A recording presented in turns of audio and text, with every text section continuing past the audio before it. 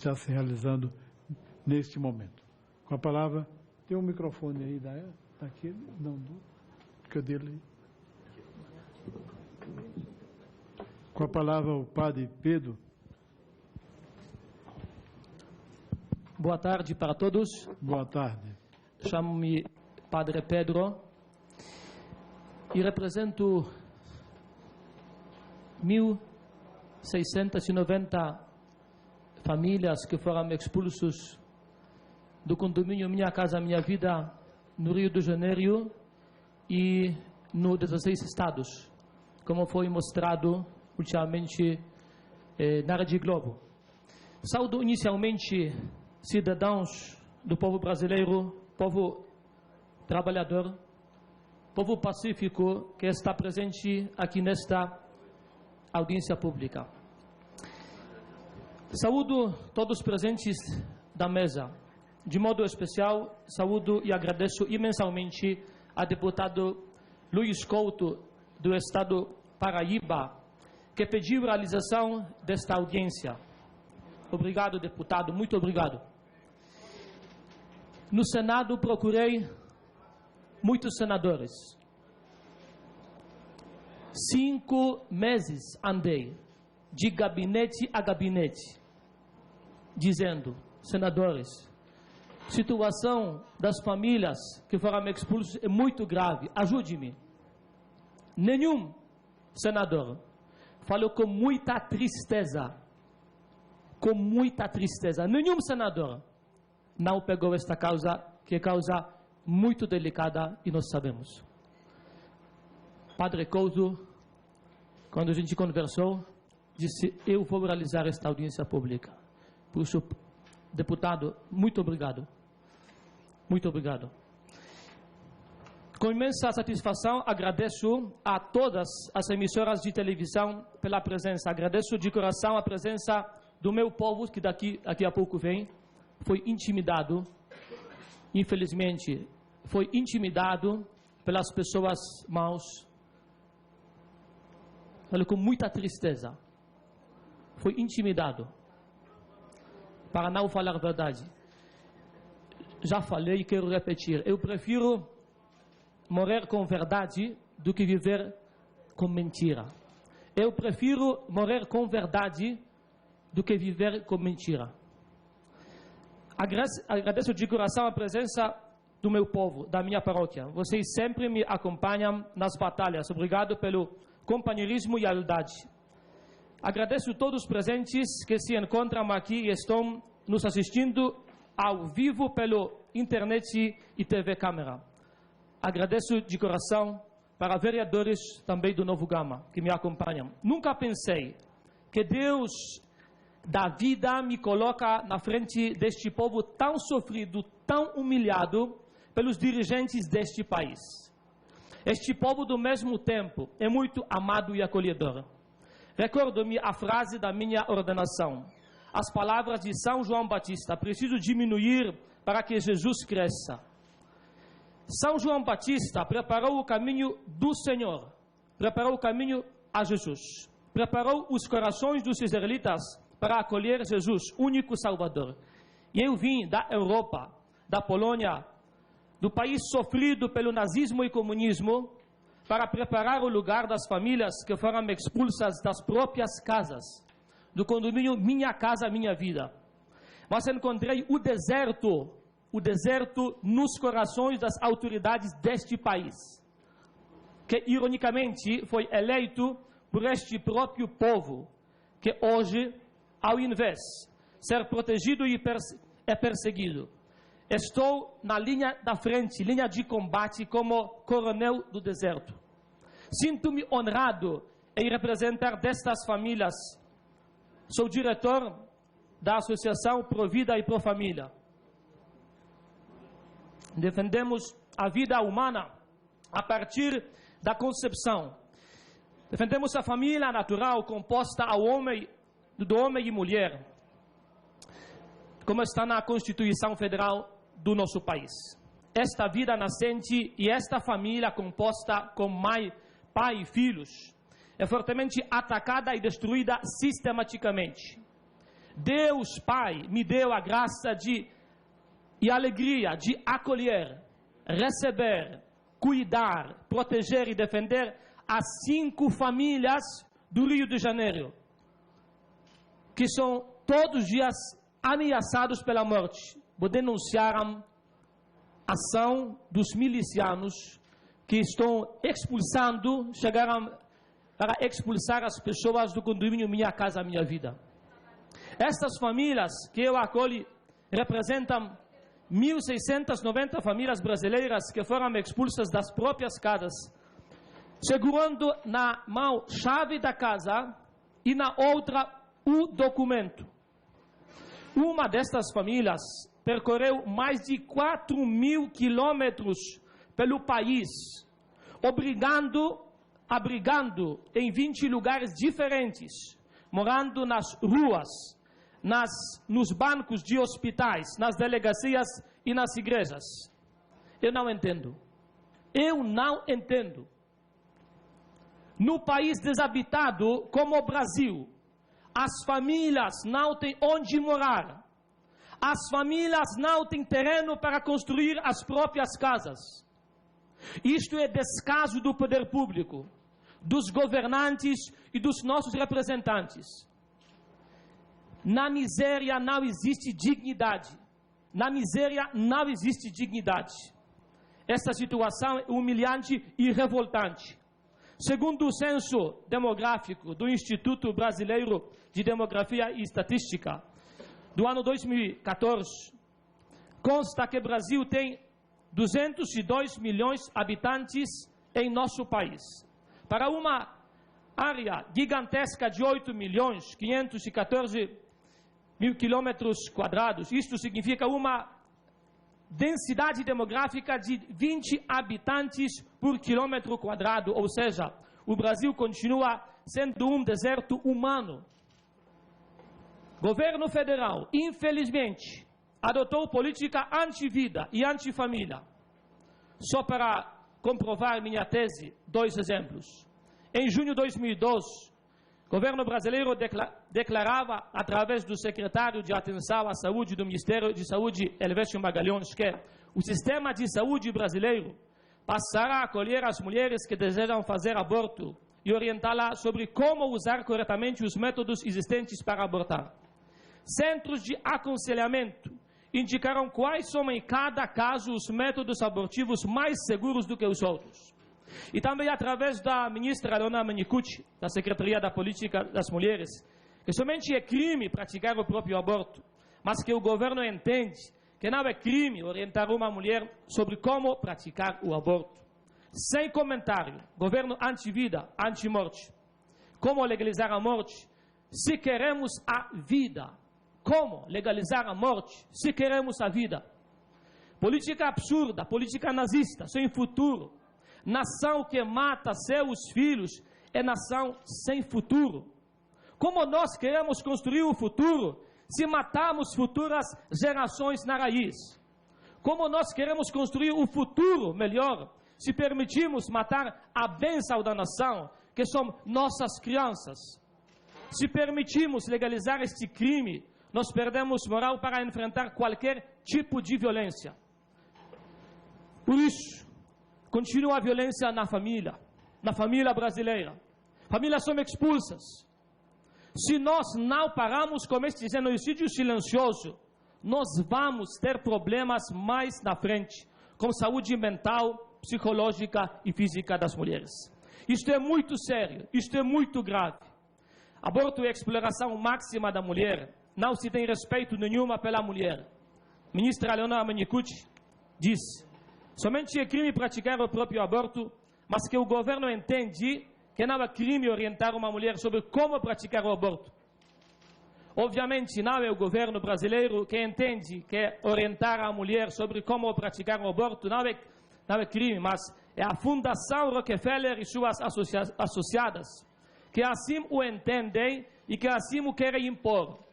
Utilizar e esconder-se atrás do governo brasileiro, fazendo-o apresentar como suas estas palavras ao povo, mesmo tendo conhecimento que o governo tem perfeita consciência de que não importa de onde venha o discurso, o povo pensa exatamente o contrário.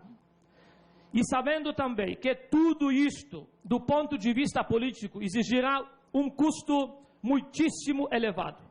Eleitos para representar o povo, nossos governantes são docilmente manobrados por organizações internacionais que têm outra agenda a cumprir e que não se importam para atingir suas metas, não apenas em não respeitar povo e nações, mas em editar o próprio conteúdo dos direitos humanos.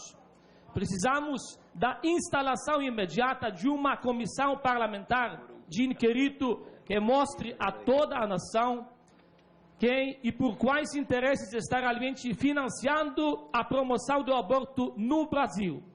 O futuro da nação pertence para aqueles que geram a vida, não para aqueles que querem legalizar a morte. O futuro, no entanto, é de quem gera a vida. Um país que legaliza o crime hediondo, como o aborto, perde autoridade e moral para lutar contra a violência. Aborto é violência das violências, é a maior descriminalização do ser humano que existe na face desta terra. Aborto é a pena da morte infligida a um ser humano absolutamente inocente, uma criança apenas concebida. Em todos os países da União Europeia, pelo respeito para com a vida humana, não se aplica mais a pena de morte nos grandes criminosos, por exemplo, nos assassinos em série. Há, porém, pessoas favoráveis ao aborto que há nada menos do que a pena da morte para absolutamente inocentes, ainda não nascidos. Professor Jérôme Lejeune, pai de genética moderna, professor da Universidade de Descartes em Paris, na França, e descobridor do síndrome de Down, quando visitou o Brasil, disse: se no Brasil não existe pena de morte para os culpados, não vejo razão para se estruturar uma pena de morte para os inocentes. Ele conta o que ouviu de um dos colegas dele, genético. Faz muitos anos, meu pai judeu era médico em Braunau, na Áustria. Outro médico, seu colega, certo dia tinha ajudado em 2 partos diferentes. Nasceu um menino sadio, forte, que gritava alto. Seus pais orgulhavam-se disso e sentiam-se felizes. Outra criança era uma pequena menina e seus pais eram muito tristes, já que ela foi atingida pelo síndrome de Down. Então o médico contou que tinha contato com estas crianças e seus pais por quase 50 anos. A menina cresceu, vivia em casa e a sorte quis que foi exatamente ela que cuidava da própria mãe durante vários anos depois do infarto do coração. Não me lembro o nome dela. Lembro, porém, o nome do menino. Ele se suicidou num bunker em Berlim. Seu nome era Adolf Hitler. Albert Einstein, físico alemão, disse: o mundo não está ameaçado pelas más pessoas, mas sim por aqueles que permitem a maldade. Os representantes do povo brasileiro, deputados e senadores, assistem silenciosamente ações vergonhosas do judiciário contra os mais inocentes e mais indefesos. O Brasil vive no tempo do ativismo judiciário dos ministros do Supremo Tribunal Federal, que é o caminho do totalitarismo. 11 e 12 de abril, no ano 2012, ministros do Supremo Tribunal, que não tem nenhum poder legislativo, começaram a fazer leis substituindo o Congresso Nacional. Os ministros rasgaram a Constituição Federal, que no artigo 5º garante inviolabilidade da vida humana, e decretaram a morte das crianças que mais precisam cuidados e proteção. Convenção da ONU sobre os direitos das crianças fala: a criança, em virtude de sua falta de maturidade física e mental, necessita proteção e cuidados especiais, inclusive a devida proteção legal, tanto antes quanto após seu nascimento. Os ministros do Supremo Tribunal decidiram matar as crianças deficientes com má formação no cérebro, roubando-lhes sua dignidade de vida. Os ministros do Supremo Tribunal Federal não são legítimos representantes do povo brasileiro. Não foram escolhidos pelo nosso povo, que é contra o aborto, contra a matança do futuro do Brasil. Decidiram contra a nossa vontade, decretando matança das crianças indefesas e inocentes. O Supremo Tribunal Federal, guardião da justiça e direitos humanos, cometeu gravíssima injustiça, oficializando a morte dos mais fracos. Aqueles que não podem defender-se.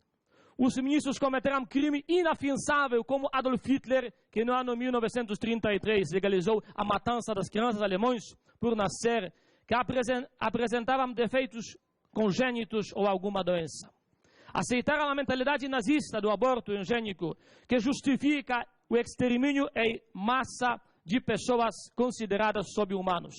Tal ação, escreveu Adolf Hitler em Mein Kampf, poupará a milhões de infelizes um destino cheio de sofrimentos e trará como resultado um incremento cada vez maior da saúde. Essa atitude levou Adolf Hitler a provocar a Segunda Guerra Mundial, que ceifou 50 milhões de vítimas. Essa guerra continua e cada ano outras 50 milhões de mortes por abortos são realizados. Hoje em dia, 140 mil crianças são assassinadas por aborto e têm suas vidas privadas por uma forma muito cruel. Significa que o número de vítimas do aborto por dia é maior do que todos os mortos das duas cidades japonesas, Hiroshima e Nagasaki, em consequência do ataque por bombas nucleares na Segunda Guerra Mundial.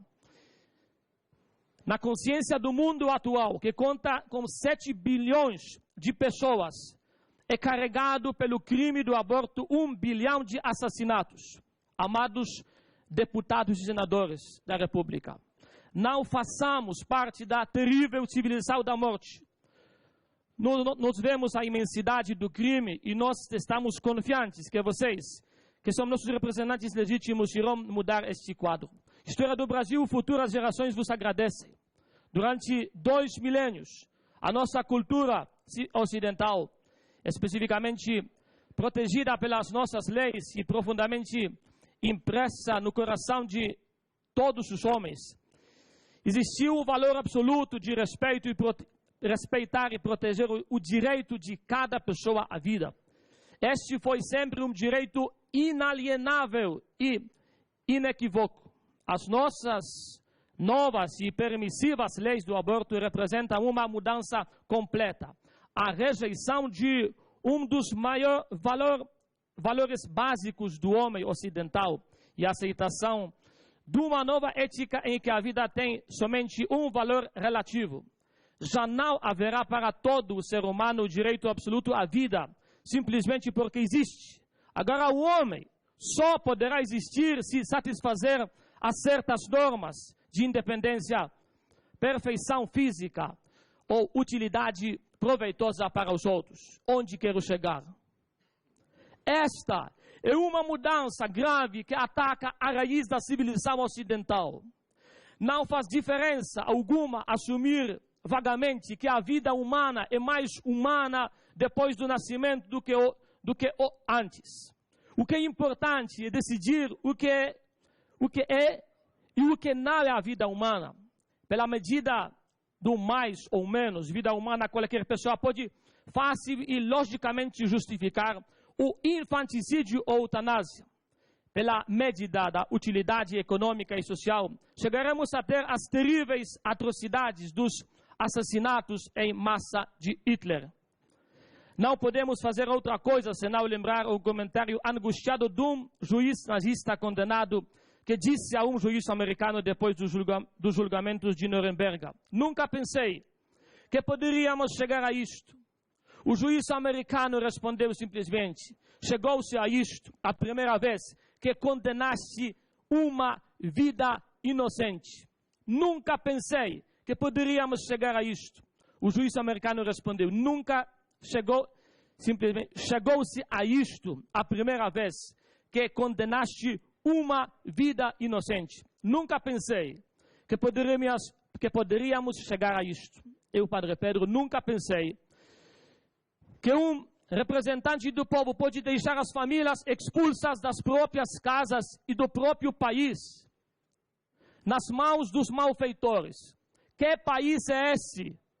Que país é esse? representante do povo, se recusa a falar da tribuna da causa que está na grande mídia praticamente todos os dias. Eu entendo o medo das pessoas, mas não aceito covardia. Experimentei neste tempo de 5 meses de omissão, que omissão mata. Omissão mata. Omissão dos deputados, senadores, matou 16 pessoas, entre eles 5 crianças. Algumas delas foram apauladas na frente dos seus pais. E procuraram mídia praticamente todos os dias. Pedir deputados, senadores, fale na tribuna. Eu não sou deputado. Eu represento Deus. Ajude-me. 5, quase 6 meses. Levamos 20 cartas para o presidente da República. Levei carta também para a Papa, 3 cartas para a Papa. Levei também essa notícia para a União Europeia, para que eles possam intervir, ajudando o povo brasileiro, ajudando famílias que foram expulsas das próprias casas. Cumplicidade dos deputados e senadores matou os membros das famílias que estão denunciando a ação dos malfeitores. Nós somos intimidados para falar deles. Somos intimidados. Meu povo não está aqui, é intimidado. Deram recado. Por isso eu pergunto, para que serve esta casa, dita casa do povo? Para que serve esta casa, dita casa do povo? Se não socorre seus cidadãos que clamam por justiça todos os dias. Que país é esse? Pergunto mais, para que serve esta casa que não recebe os próprios cidadãos que são perseguidos por forças do governo dentro do seu próprio país? Que democracia é essa? Será preciso eu e as famílias sermos assassinados também para vocês tomar alguma atitude? De Deus nos já temos socorro. E se vivemos e chegamos para esta audiência para falar é somente pela graça divina. Pela graça divina. Considero esta audiência como graça divina. Mas agora precisamos do socorro dos homens. Só queremos justiça. Infelizmente somos cidadãos honestos e trabalhadores. Eu falei em nome das 1.690 famílias. E não temos dinheiro para comprá-la. Não temos dinheiro, não tem dinheiro para comprar justiça. Precisamos grátis. Sou europeu e descobri neste tempo, acompanhando estas famílias, que foram expulsas das próprias casas. Observei interessante fato. No Brasil, lei existe para todos, mas justiça só para aqueles que têm dinheiro. Aqueles que têm dinheiro. Que vergonha, que humilhação. Justiça, você pode comprar se tem dinheiro, mas lei existe para todos. Os poderosos não a respeitam. A estátua da justiça que figura na Praça dos Três Poderes, aqui, no capital deste país, ela usa uma venda nos olhos. Eu pressuponho que aquela venda é para não enxergar a cor, a raça, religião, nacionalidade. Mas fui informado por brasileiros que a malinha de dinheiro enxerga muito bem. Pobre povo brasileiro. No Rio de Janeiro e nos 20 estados existe rede de terror instituído e protegido por órgãos do governo que constitui uma ameaça constante aos seus cidadãos brasileiros, que pagam os impostos e são contribuintes, para sustentar esse mesmo governo que manda matar gente. Que veja absurdo, Veja absurdo. O povo paga o salário dos seus carrascos. Que país é esse? Quem quer ganhar as eleições se apega como rede de terror, que explora o povo e expulsa das próprias casas. As pessoas do Rio de Janeiro e dos outros 20 estados onde eles atuam são obrigados a votar nos candidatos por eles indicados. E caso contrário, são ameaçados e assassinados em nome do poder que o governo quer alcançar. São palavras, não minhas, do deputado estadual do Rio de Janeiro, Marcelo Freixo, e de um juiz do Tribunal Regional Eleitoral do Rio de Janeiro, deputado Marcelo Freixo, presidente da CPI das milícias, que foi instalada na Assembleia Legislativa do Rio, disse: se o poder público tivesse fechado os olhos, as milícias não teriam crescido tanto. Ele abriu os olhos, se interessou pelas milícias, ajudou a eleger pessoas que ocupavam cargos na segurança pública, incentivou.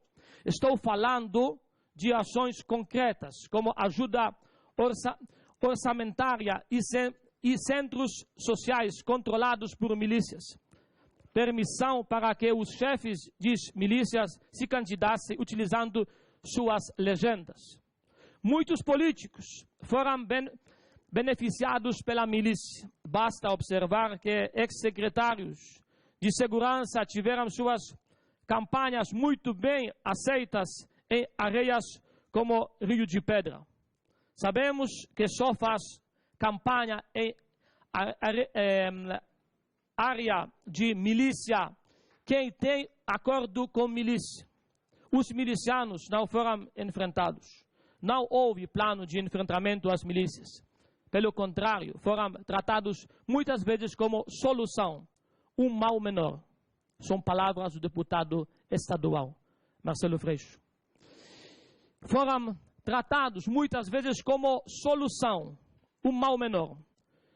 O prefeito do Rio de Janeiro chamou por muito tempo as milícias de autodefesa comunitária.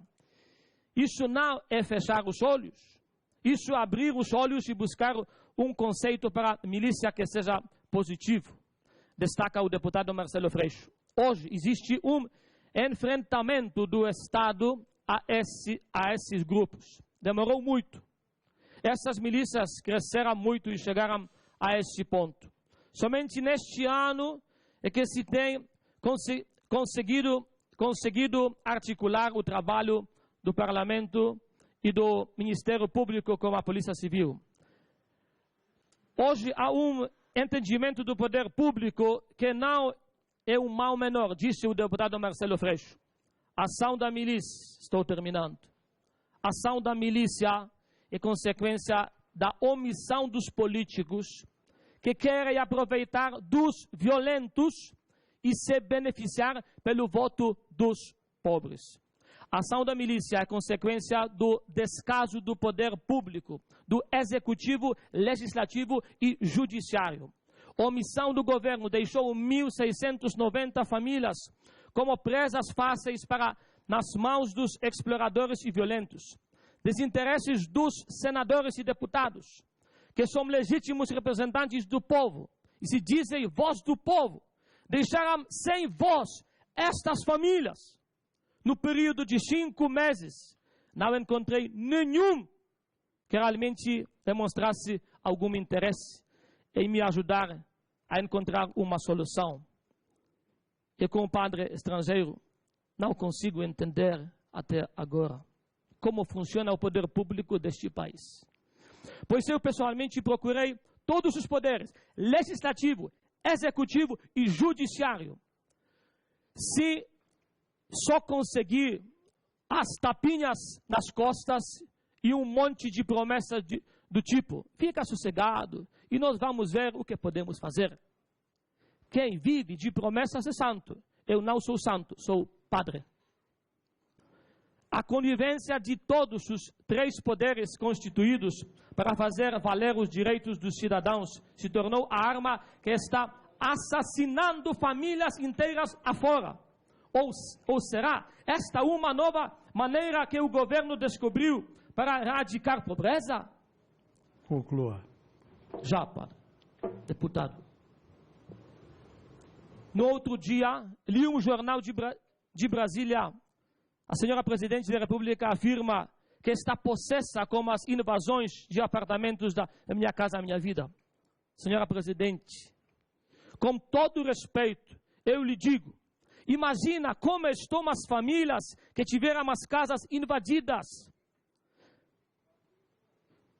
Em 2 de março deste ano, 2015, li no Jornal do Globo de Brasília que a repórter Renata Vasconcelos entrevistou a senhora na inauguração de moradias de Minha Casa Minha Vida em Feira de Santana, na Bahia. A senhora perguntada sobre os problemas enfrentados pelos mutuários destas residências, a senhora respondeu: um defeito aqui, outro defeito ali. Eu, Padre Pedro, quero apresentar à senhora Presidente 1690 famílias de que a senhora chama os defeitinhos. Eu chamo de famílias brasileiras. Deixar as famílias inteiras nas mãos dos malfeitores é uma afronta aos direitos humanos mundial.